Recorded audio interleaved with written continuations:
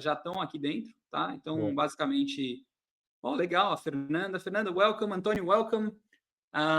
Very cool. I will invite Leonora to co-host this with me. And Fernanda also, Fernanda is a former Nike. I think she has lots of questions. She's based in Spain. So amazing. Antonio, welcome, my friend. Cool to see you guys here.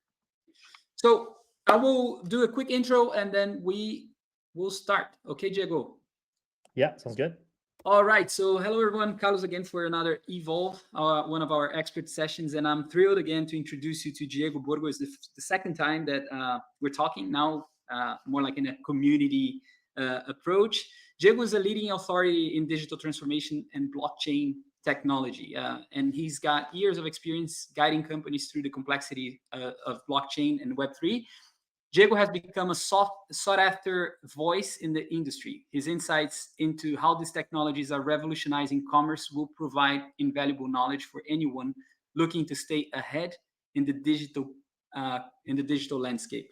So I'd like also to say thank you to our partners over at AirMeet, who makes all of these events possible. The software that we are using here is an AirMeet software.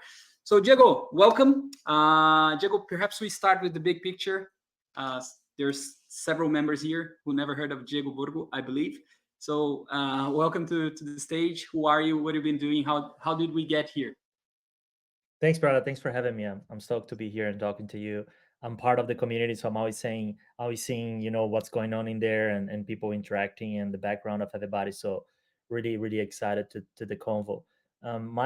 My background is in marketing, branding, and digital strategy. So back in Brazil, as a fellow Brazilian, I started, when I was 16 years old in an agency side. So we were having clients like Samsung, Red Bull, Warner Bros. And that was my first job already, jumping in there and being sort of like an assistant for the account director for those accounts. And since that stage, I got really excited about three things, right? So sort of like a tripod element. One is culture, right? So how does culture, what is hot on culture? What is shaping culture right now? The other one is technology, right? How does technology plays a role in shaping culture? And then the third element of that is big brands, right? Because they obviously push a lot of culture and tech developments as well. So throughout my career, I tried to spend a lot of time in that. As a marketeer, obviously, I'm not a tech guy. So, when I got in blockchain back in 2017, I really tried to find opportunities for me, but was very, very techie heavy still back there. It still is, but has changed tremendously since 17. So I sort of like speculate more and got to learn more about the tech, but haven't really got into work in the industry.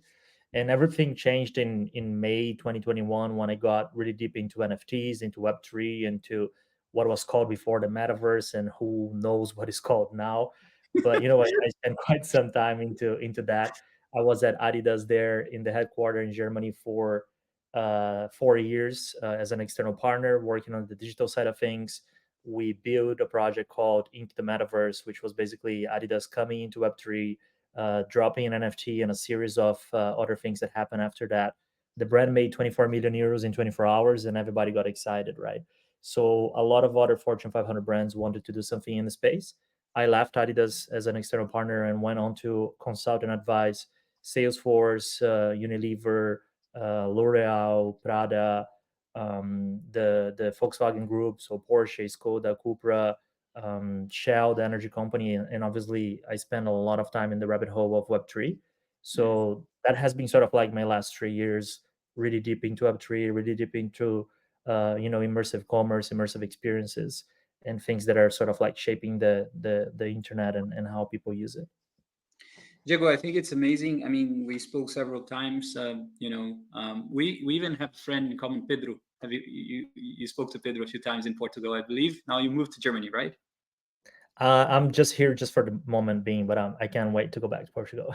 I can imagine. Uh, but dude, one of the things that I find it very interesting about the whole tech ecosystem that we live in is that if you take Gartner, for example, they're masters at coining terms that no one understands because they need to create trends.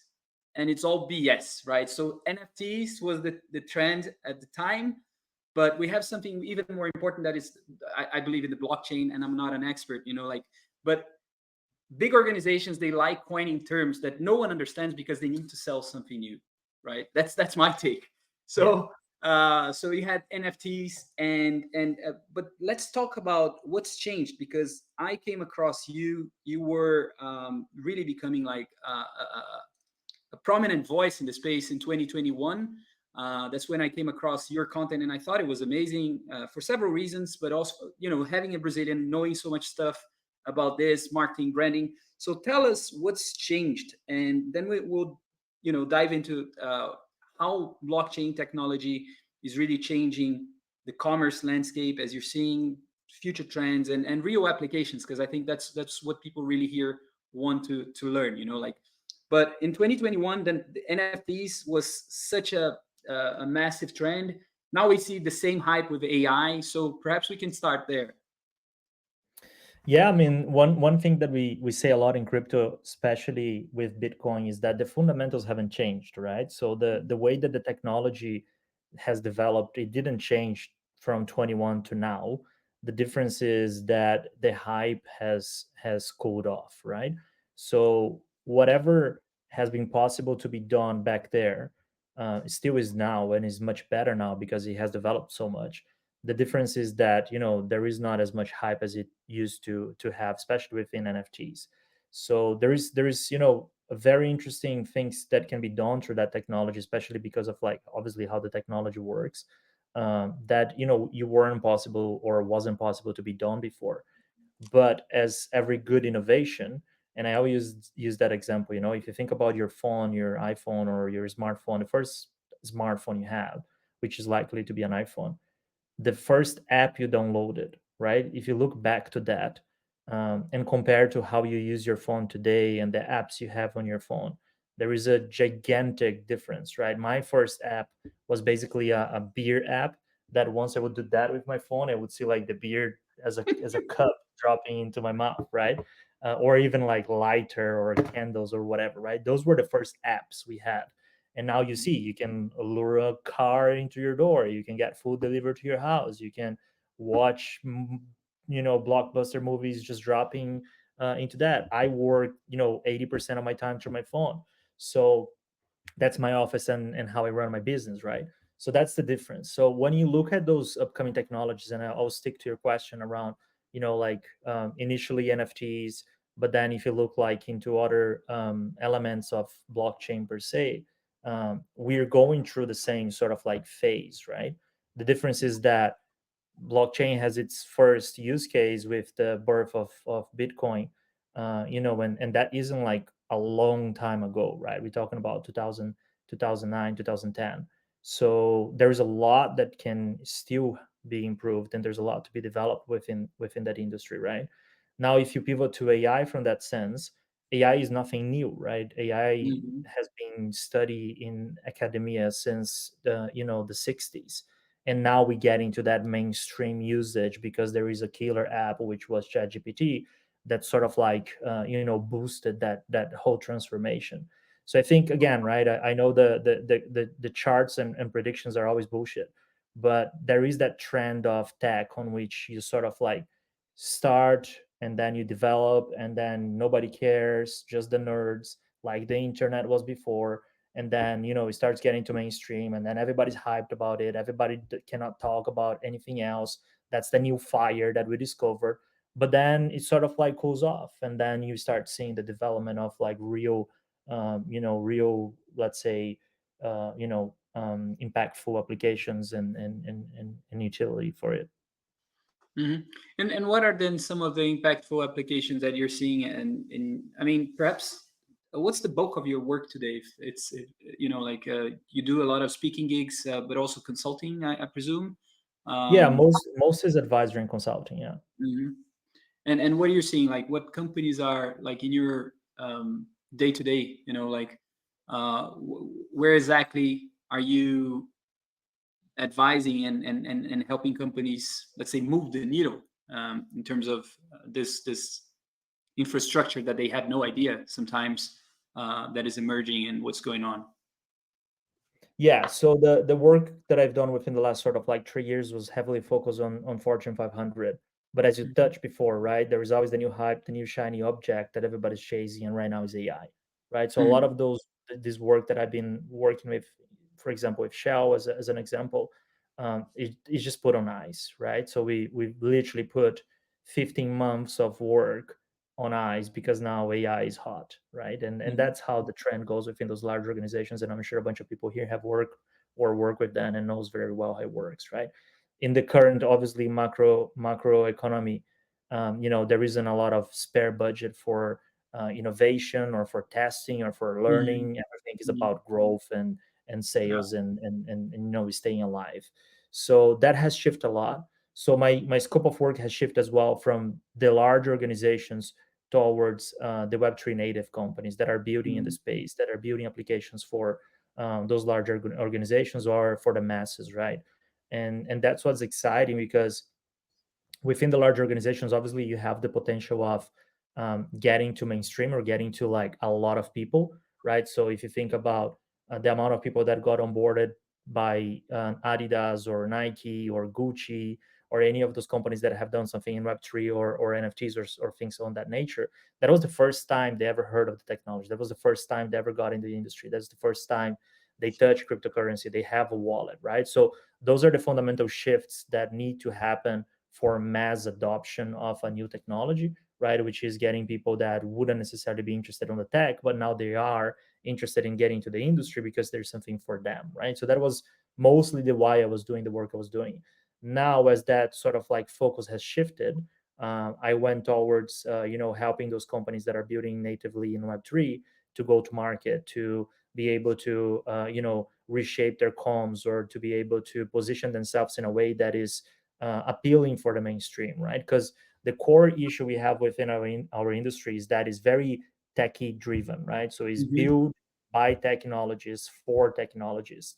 So it's extremely difficult for someone, as we call normies, to come into that industry and understand what's happening and be part of it, right? So that's one of the main things of my work is sort of like helping those founders to make it simpler and also more meaningful for everyone else to want to use it. Amazing. I think one very strong component of your work and like sharing, being completely transparent.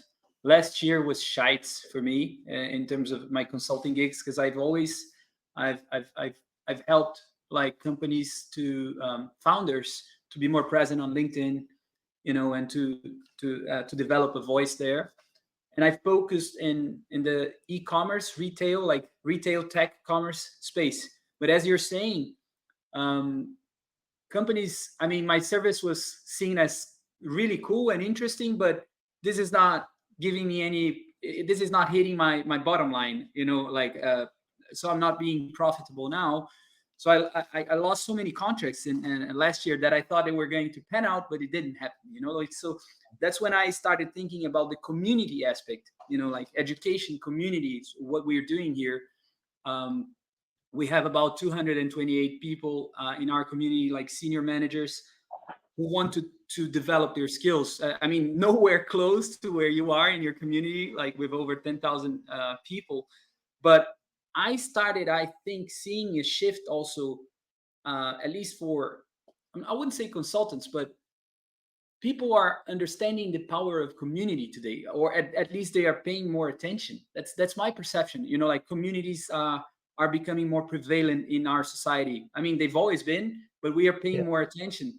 I would love to hear your take on on on, on community and how your company has been developing as well, with the rise of communities.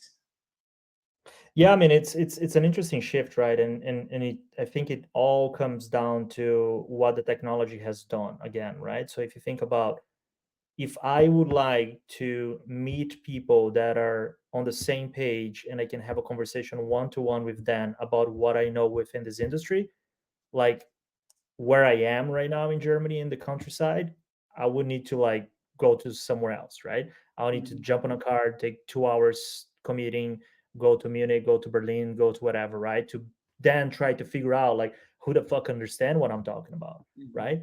Now the internet has changed that a lot, because now you can have those connections, you can find those people, you can connect with them, you can jump on calls, you can just text and stuff. And that has, I think, accelerated that sense of we are more connected as humans across the globe, and we are niching our interests because of that, right? So people that are having very specific and niche interests now can meet um, others that have the same interest, and build so-called communities around, right? And that's the now, right? So the past is you jump on a horse and ride for a couple months to find someone to talk with you. Then the internet shows up, and then we are able to connect instantaneously across the globe. But what is happening next, which is really exciting, is how this new generation is coming up, right? They are immersed on Roblox, Fortnite, any of those immersive gaming platforms. And for many times they consider those people that they're playing with alongside of them, that they never seen their face, that they are just like John XY37 user name, and they consider them their friends, right? So Mhm. they're going beyond that element of like, I need to know who you are, where are you from, like skin color, religion, beliefs, whatever, to be able to sort of like build a persona to resonate with, right? And that is gone, and shifted towards already a whole new level of connection. Which again, it's gonna disrupt the way that communities are built and how people get together. And as a byproduct of that, for us in business, how people spend their money, right? Which is really interesting and exciting to think of. Have you watched Ready Player One? I presume you did. It's happening, isn't it? Yeah, it's happening, isn't it? Right? Crazy. The thing is, you can obviously go to that dystopian future and think that everything's going to be bad, and everybody's going to be fat sitting at home in a dark room. Or Mhm. you can look at also the opportunities that the internet has opened up, right? Especially in a crazy world of trying to find the real or the source of truth of information, right? Which AI is just accelerating that problem, by the way, right? There's so much more fake and hard to grasp whether it's true or not, or so many mistakes committed by AI right now at scale, that I think that people having voices, and also we are being able to like having sort of like that public square now at scale through the internet is extremely important for the current moment we are at. Amazing.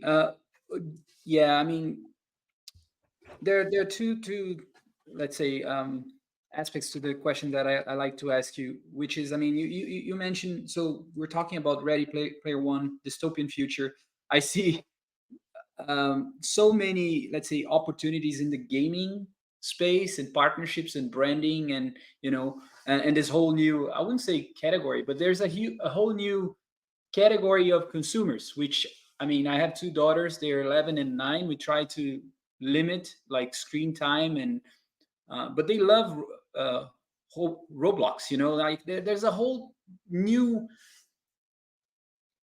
um, trend. Like the other day, I saw on Instagram that the Danish police has a specialized task force to monitor Roblox nowadays, because there's crime happening there. So there's a whole new economy, right, that is happening just before us right now, that we need to pay attention, because it's not just a game. That's a whole new way of committing crimes, of getting things to happen. And I mean, with two daughters, I'm very concerned. So, because it's there, it's already happening, right? And before talking about the companies that you're working in, what exactly they look for when they seek your services, it's like, how do you see um, uh, uh, new technologies emerging, and new opportunity, let's put it more like that, in terms of blockchain and tech. So for example, verification, security, you know because there's this whole new infrastructure that is emerging, right? And we need to pay attention to that as well. So that means opportunity. It's a massive problem equals opportunity, right? 100%. I mean, to touch on the Roblox bit, there's something that I start wrapping my head around, that the more I talk about it, the more it makes sense. So if you Mm, think about how our parents grew up, right? For them, like buying a product meant going to the shop, right? They would go to the shop. If they lived in a small town, they would have, they would the shoe seller would know there by name, and they would have that relationship with that person and so on, right? And that for them was the ultimate experience that they would expect, right? Friendly people, they know me by the name. I go always to the same place. I buy the brands I like and so on. And then the way we grew up was basically we went from that transformation of like being, going to places, going to the shopping mall to physically purchase, to the internet through e-commerce, right?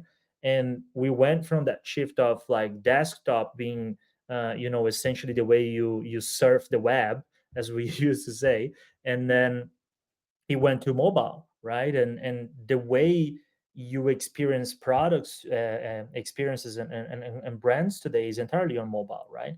So when we go to a new company or a new website, or we want to purchase a new product, we expect that experience to be optimal for mobile, right? We expect that to be perfect. And if it's not fast, seamless, and mobile oriented, we bouncing, right? We're gonna Mhm. find another company. I don't really care. I'm out. No news to anybody, right? But what's happening right now, which is the next part, is interesting. This generation is growing into an immersive world of gaming through Roblox, as the example you put, right? So they will expect from brands in the future that whatever they are doing and providing as services to them is going to be immersive, like as it was for us or as it is for us with mobile, right? And that immersive doesn't need to be through goggles and all that stuff, virtual reality and all of it, right? I'm not a big believer that virtual reality is going to like pick up and become mainstream, so we don't even need to go there. So immersiveness is literally like, you being able to have an avatar, you go into that world and you move around.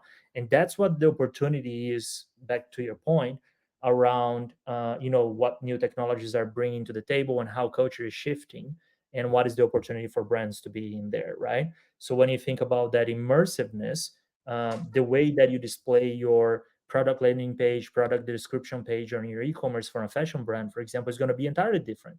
It's not going to be just that static page where you can see some photos of the product, but you cannot really feel how it works, right? Amazon is experimenting a lot with that already. I used to work with a company called Journey from Berlin, Yeah. which does exactly that, right? It's called like the beautiful internet. That's what they're building, and they've done activations for Macy's, for BMW, for H&M, and the bounce rate they've experienced within the experience was insane. So they did an A/B test of, if you go to an H&M website and you scroll through a product listing page, you bounce in, let's say, 5 seconds, right? I don't remember the number, but somewhere around those lines. 5, 10 seconds, you out, didn't buy anything, done. Now what they've built through those immersive experience things, which is all browser based, by the way, people are spending 15 minutes on the experience. They're walking around, there is more add to bag, there's more conversion, because people feel part of that. It's almost like going to the shop. You don't enter in a shop just to browse around. A lot of times you do, but most of the time you enter with a clear goal, and you go in, and out of the center you bought much more than you needed because you felt, immersed by that experience. And that's what's exciting about that shift into this new generation, because that's what they're going to be expecting next, right? They're growing into the Roblox and Fortnite type of things. The relationship they're having there is totally different. The whole gamification they have there is totally different. They're expecting challenge, they're expecting meeting people, they're expecting interacting with others, and so will the commerce side of that also evolve. And we are super early to that, but if you see the numbers already of companies that are experimenting within that side of the industry, is already quite impressive to see. Amazing. Yeah, I completely agree. And I think like the creative from now on, it's going to be so important. So like the marketers and branding professionals that pay attention, like for example, I watched this video from Gary Vee the other day on Instagram. I think he was in Canada, talking to a guy, and he was saying, the future of commerce, and it's right back to your point. Like imagine that he was talking about this leather trousers or whatever. You will be able to be watching Amazon on your phone and click on that trouser and get so much information about those trousers. and the fabric that the person is using, and then even be able to trace that back to the origin, you know. So this is very exciting. I get really excited when I think about this future, right? Yeah. And If you break just real quick, because I watched that video too, and I found it quite cool that he put that together, because he is able to transmit that message without talking about technology, that's right. which is essential, the way you can talk to everyone so they understand. Mhm. But if you want to like talk about the technology, what he's literally saying is you'll be able to use immersive experience, metaverse, immersive commerce, virtual worlds, whatever you want to call it, as the interface, right? As the front end of the internet. And then on the back end, you're going to be assisted by LLMs, large language models, AI, and machine learning to make a better algo to tailor to your needs. And that sort of like proof of what it's coming from that you mentioned is blockchain based, because blockchain is nothing else than a database which you can input information on that cannot be changed once it's applied, and you can look back where that's coming from and verify source, right? So it's a combination of that, and that's why I hammer so strongly on that. That's what web3 is this new Mhm. evolution of the internet, is the combination of upcoming different technologies that together create a better experience to be able to deliver exactly what you just said. Diego, I want this wonderful ladies here also to ask you questions, and whoever is in our chat, you're most welcome as always, dear evolvers. But just one of my last questions, and then they would jump in. It's more like uh, you're working with lots of, let's say, mid-size or smaller companies, as you said, that are preparing this infrastructure, kind of, or developing this infrastructure for Web3. So what exactly they're doing today? Like the companies that you're advising and consulting, what sort of technologies uh, are they developing at the moment as you're seeing? Is it for Roblox, for gaming? Is it immersive technology? Is it security? What is it? Yeah. So the way I operate is that I just talk about things I experienced. Right. Hmm. That's the first rule. The second rule is, if I'm interested on something, I'm gonna find a company that is doing something there so I can learn from them. That's rule number two. And then the third is, I always have my hands on completely different things. Like as I said before, I was working with Shell, but also with Porsche. I was working with Prada, but also with Salesforce. Right. So like literally industry agnostic, because the only way you will be able to explain something, and the only way you will be able to understand whether this technology is really bulletproof, is that once you are able to apply that industry agnostic, right? So I do the same thing in Web3. So there's three things that for me are core strong pillars moving forward, and I don't think we got there yet. So, I'm sizing the opportunity right now by working with those companies.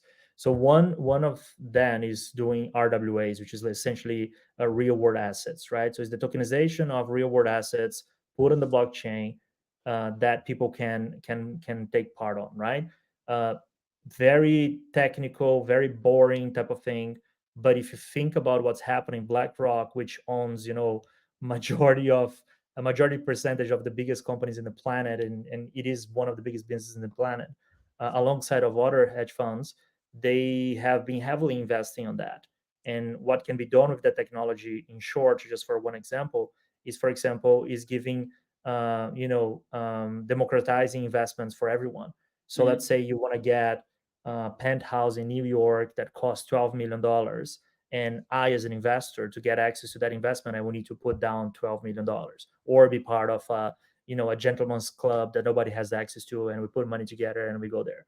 Now what this technology is aiming to do is fractionalizing that ownership and tokenizing that ownership, meaning average Joe can come in and take advantage of certain investments like that, right? Which means you bring more liquidity to the real estate market, for example, which means you are democratizing it, so more people can be part of it, which pays into the bringing more liquidity, but also gives opportunity for high ticket items to be now sold or passed to other hands through that technology, right? So it's a win-win on that sense. a lot of security laws behind it. The SEC is not making it easy in the US, but it's something that has been moving and evolving quite exponentially. So that's one thing. And what I help those brands with within that industry is how do you explain that to the normal people, right? How do you get people excited about it? How do you put brand on it? How do you go to market with it? Because if we just stay within our niche industry of Web3 and blockchain, like we're never gonna make this thing scalable, right? So that's kind of like the role I play there. That's one.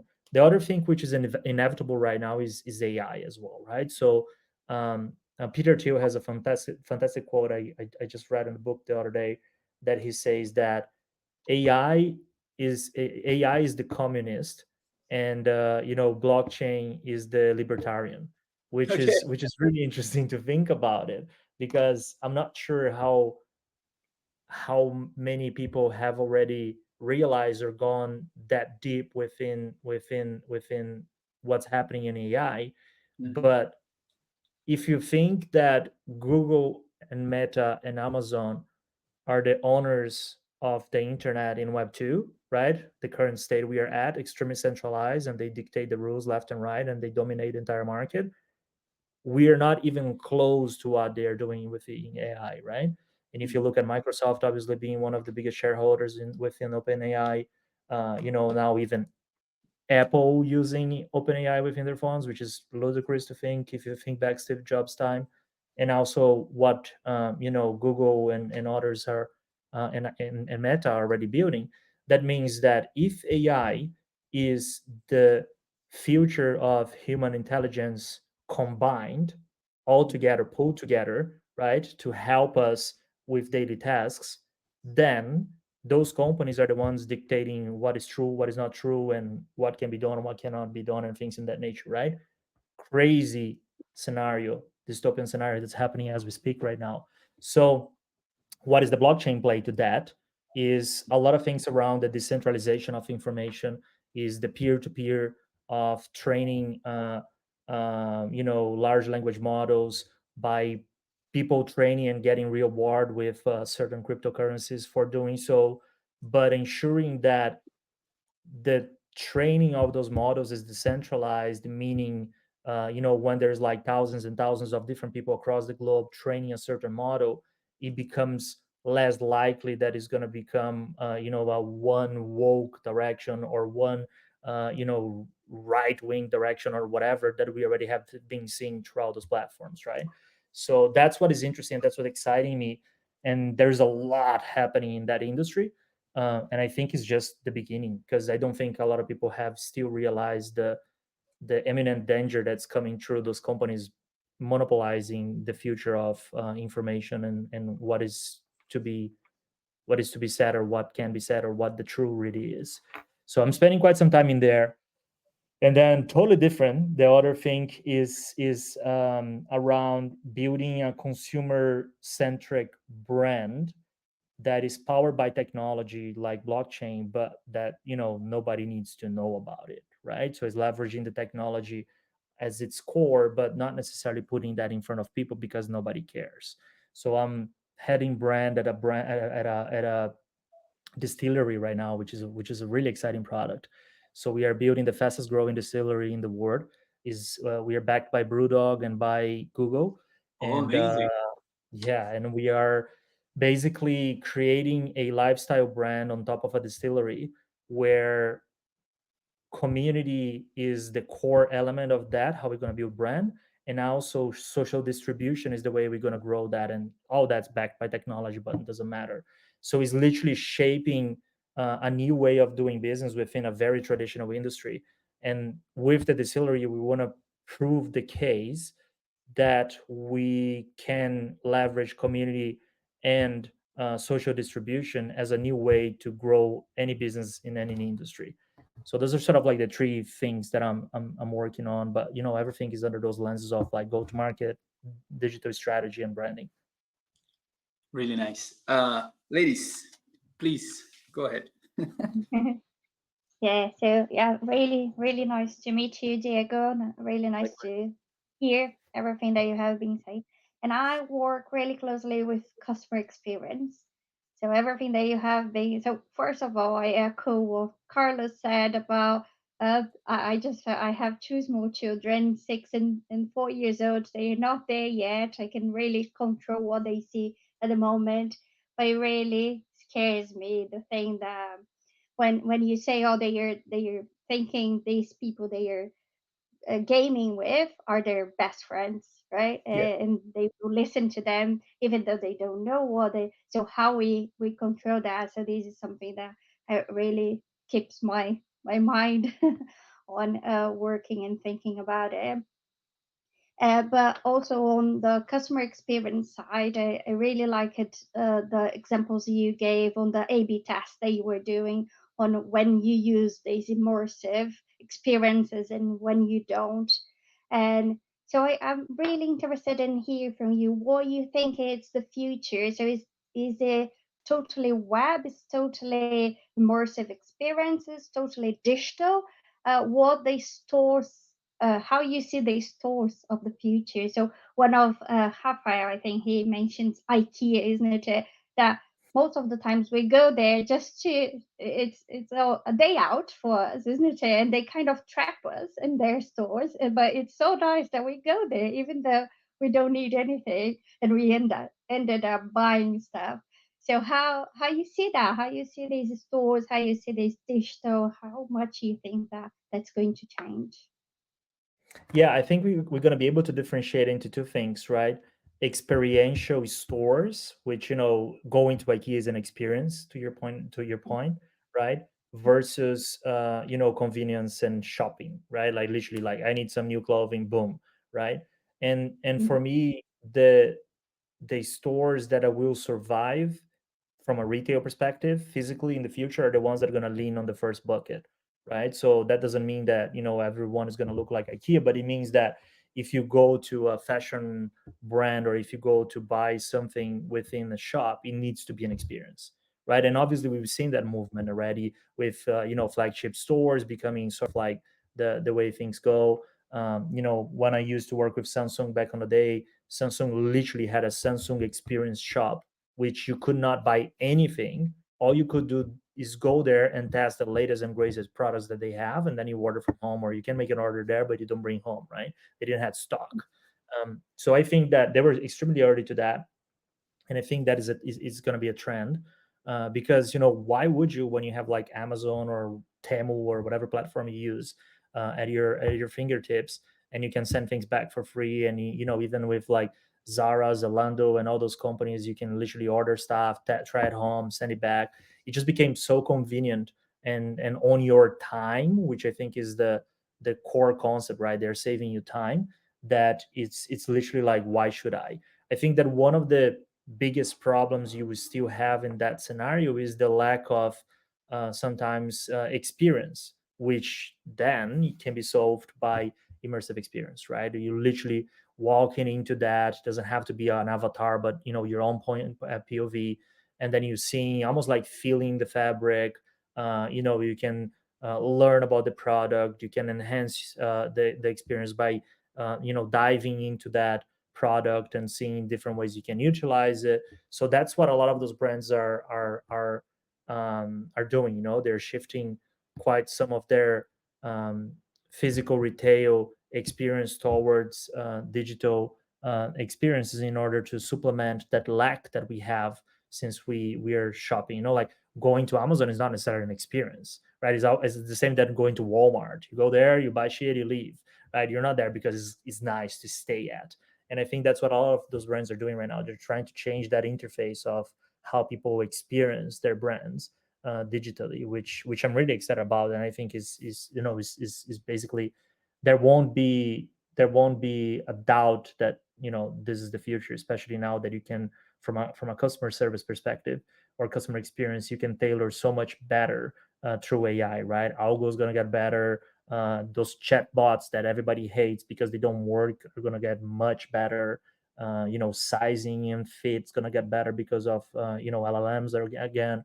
So that's quite an interesting thing for sure. Mm. Yeah, if I can ask another one, I Yeah, just yeah, wanted please. to ask what is the one that you felt most proud of, the that you have worked with, the immersive experience that you said, wow, this is really nice. I haven't seen that before. Is there one thing that you can think of for Brent? Mhm. There's a bunch. Let me just drop this company is a really, I don't work with them, but I don't work with them anymore. But the time I was working that I just dropped in the chat. If you go to use case, you can see a bunch of them. It's just case studies. It's just fascinating, like the way they are showing things. And maybe let me just show don't talk, right? Um, if you look at like how things look like, this is the latest case I was alluding to. So they built like the whole city of New York um, in this platform, and then you were able to like go through. Let me see if my internet's gonna hold. It's not loading because my internet's quite bad at the moment. But there you go. You can see this. You can see like what I was saying before, right? The fabric. You almost feel the fabric, right? When you've been Yeah, it's not going to load. My internet's not holding, but you can just click and go through the link after. Yeah. But this for me was exciting, like you get into that space and you feel it. And I would say, the stuff that we've done together is really strong. And I think not enough people know about it yet. So this is really exciting. I've seen as well from Ralph Lauren, they've done almost like they launched a new product, and within that launch, so that was really clever. So they had their normal journey, which is send people to the website so they can see a photo of the purse and buy. But then within that product landing page, they had an immersive experience which you would tap in and you would walk into that house that they've created for you to experience the entire concept of this new collection. So from a creative perspective, the people that have created a collection now can express much better what they want to transmit when they did it, because they just didn't stitch some stuff together and put on the shelf, right? There is an entire probably 6 to 8 months of concept behind that before production, which now they can tell that story, right? So if you go back to the classic thing of like storytelling, this is much easier to be done within such experiences as well. So those are top of mind, a couple ones that we're interested. Journey has done one as well that they did launch for BMW uh, on an automotive fair, the largest one here in Munich, and they got Coldplay to play a concert digitally within the launch that was also digitally, right? And that was really really cool as well. So I think there's still a lot for us to do. Still super early stage. I think a lot of people got burned with the idea of immersive experience, immersive commerce because of the metaverse. One, because of Meta promising the world and then not delivering, and then two, because the crazy hype that was out there, right? So I think that once that taste, that bitter taste, start changing, people will realize, the size of the opportunity. Yeah, great. Yeah, thank you for sharing. Fernanda, do you have any questions? Thank you, Diego, very much for sharing all your knowledge and your experiences with us, with our community. I really appreciate it. And I was just taking a look at the questions that we have here on our chat.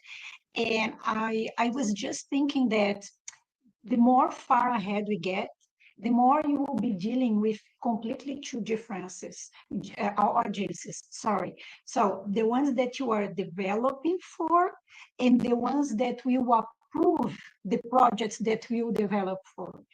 So, I mean, the more we walk, the more the generations are getting apart when it comes to expectations and experiences. So, how do you deal with that? Because you need to convince one audience who has sometimes no idea of what you are talking about in terms of being so abstract, to serve an audience that is already familiarized with the projects that you wanna develop, right? So I understand that you have different languages, different ways to present your ideas in your projects in order to get approved and in order to be successful. This is, for me, is very intriguing, because I also work with trends, and working with trends is pretty much selling the future for somebody who doesn't sell the future as clearly as you see, right? So, I mean, if you have a tip, if you have an advice, if you have an experience on how to combine or how to make it easier for a decision maker to understand what the future looks like and what would be the return of this investment. Yeah, that's a fantastic question.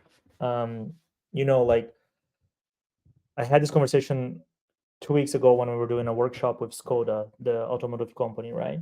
And and and the question from the board was exactly that, right? Like, how do we convince, or how do we show shareholders that investing on upcoming platforms like Roblox or immersive experience is going to be interesting, once people don't want to young people don't want to own cars, they don't care about it, maximum car sharing, right?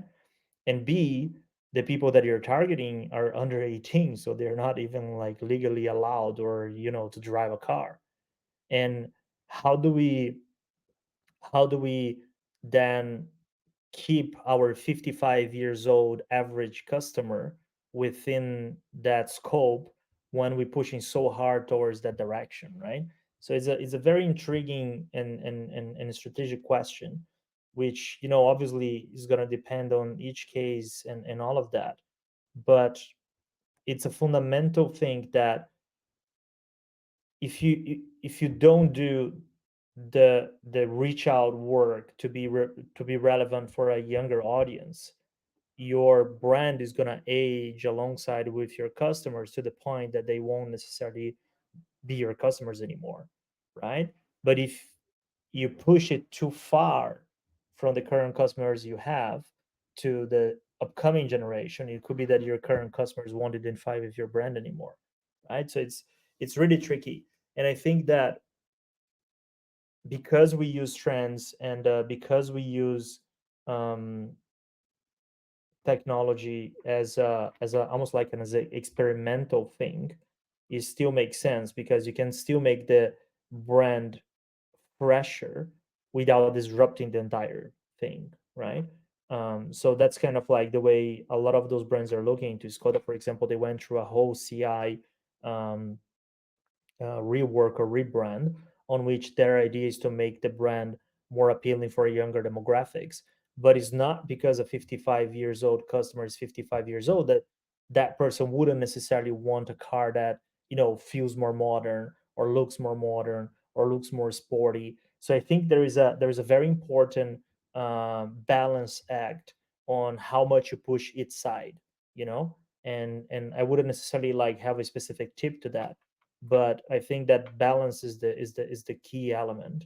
And always having what we've done with Skoda, we create Skodaverse, which is almost like a sub brand that is pushing all the innovation stuff, right? So it has a different brand CI, has a different brand comms, is heavier on Twitter, and is doing Roblox, and is doing all this stuff. If you are driving a Skoda, or if you're interested in buying a Skoda car as a 55 years old average customer, maybe you don't even know that thing exists.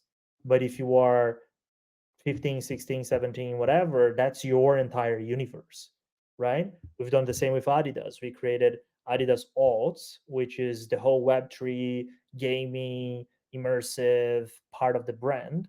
But then you still have obviously originals and the badge of sports and different things that talks to that customer that might not be interested at all about that.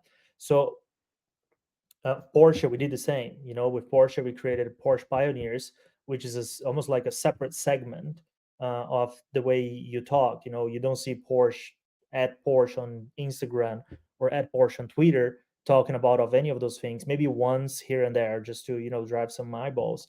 But the heavy comms is done on a separate channel. So I think that is a strategic way to look into that, on which you don't dilute the overall message, but you also are not left behind with that more traditional brand or legacy brand that you've built, that at a certain point is going to need to keep evolving, right? So it's almost like we say a lot that in business, right? You have the cruise ship, and then you have the fast boat, right? And that fast boat is almost like that startup type of vibe that you can try stuff and see if it works or not. And but you keep that isolated in a way that doesn't necessarily is detrimental to the brand. So through these projects, I think you can already trace a thread of things that they've done and the whys they've done it, which is the same, right? Is to avoid that you start diluting that message or getting people confused. But yeah, indeed, is a really good question. um, I wouldn't say that there is a very clear answer to that. I think is a daily sort of like grind to figure out. But I think that balance and being able to separate comms would be the start of it. Thank you very much. And to your point, I think it's all about building credibility along the time, right? I think it makes things easier as the decision with less suffering and broader division of the executives. So thank you. Thank you very Thank you. much. Awesome. We have more questions from people that cannot join us on stage, Diego. So Gustavo will be sharing them on stage. Yeah. Can you see it? Yeah.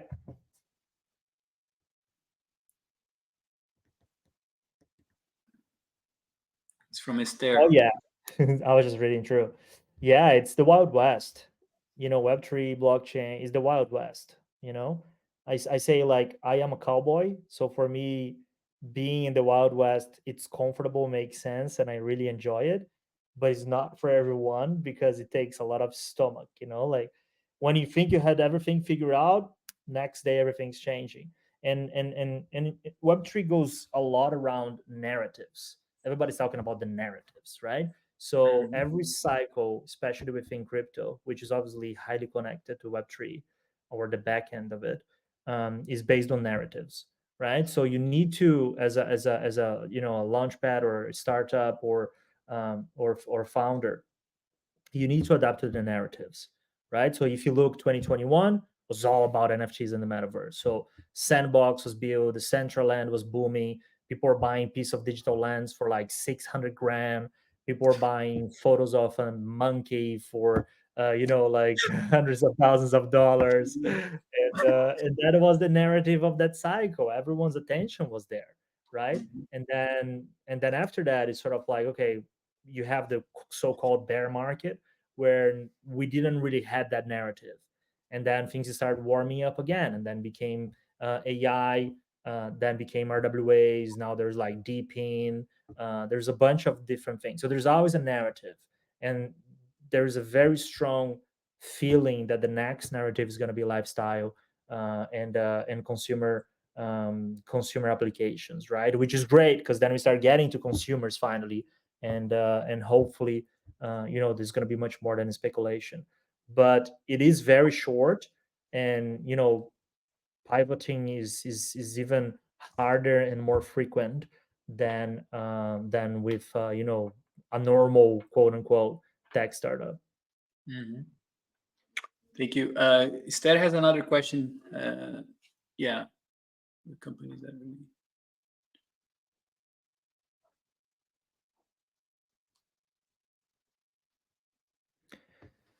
I mean, I wouldn't say it would be capped. I would say that if you are a company looking to launching NFTs as a way to generate revenue by having the NFT as the product, which is exactly what we've done with Adidas back on the day, which is what 95% of the Fortune 500 that enter that space, which are more than 300 brands, have done. There is absolutely no room for that anymore, right? People are not interested. The money is not there. Liquidity is not there. That train has departed 2 years ago, right? So that's one way to look at that. Now, if you want to use NFTs as a complementary stack of a technology to enhance or create better experiences or provide, a better service, then it starts getting interesting because again, you're using the technologies as an enabler rather than a product.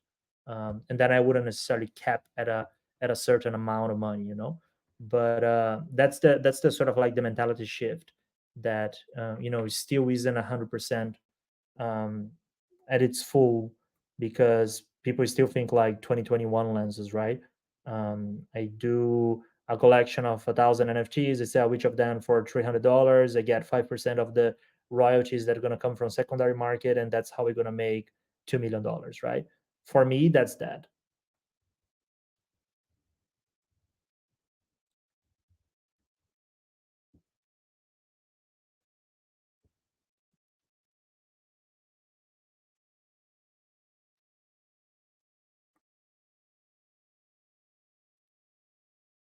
Yeah, that's exactly what I was touching before, right? I think that a lot of people see Web3 using AI as a way to sort of like get more or regain relevance, and I think it's rather the opposite.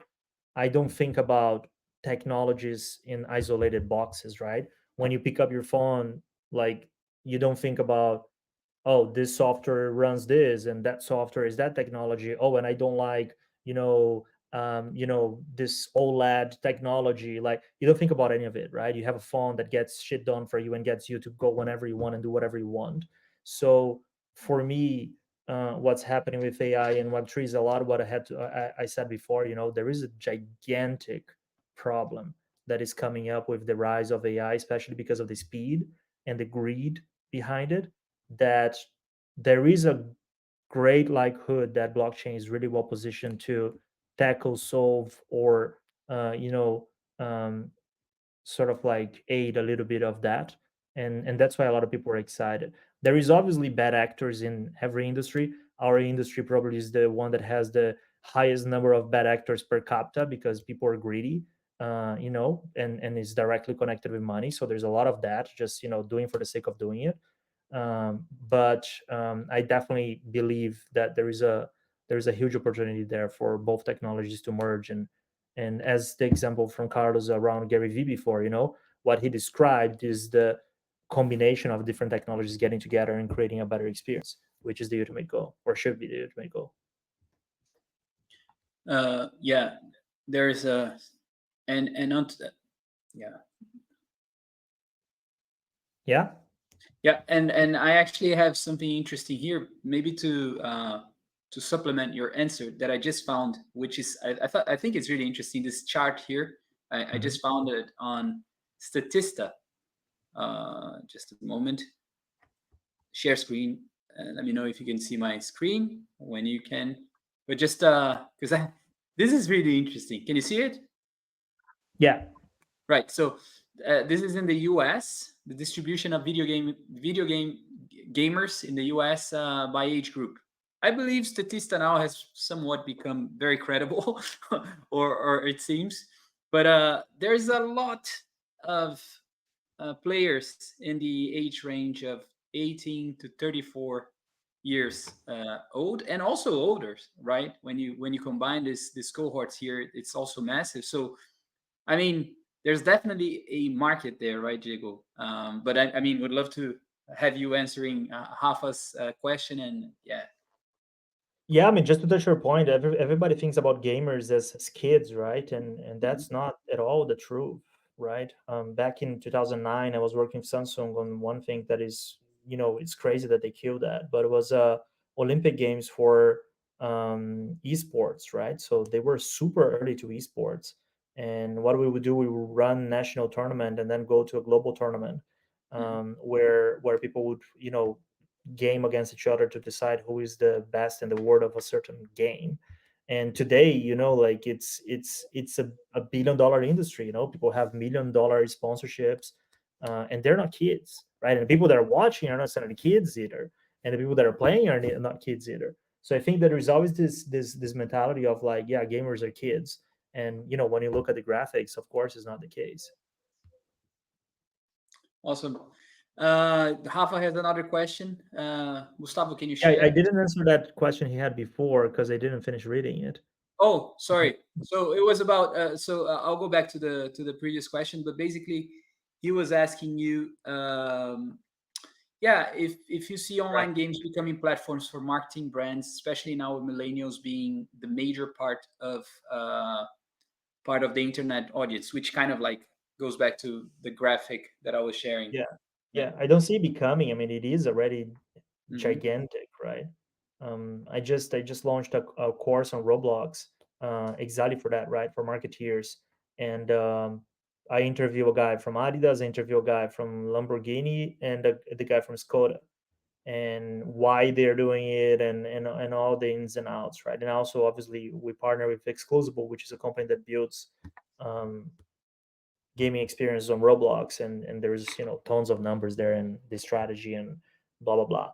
But it's definitely, it has to be already on the marketing mix of any company, right? Like, obviously, in a organic and native way, not cringe, right? But it should definitely be part of any company's marketing mix, as social media was very alien back in 2010, 2011, and right now you cannot have a company without social presence, right? I definitely think we heading towards that direction. Sweet.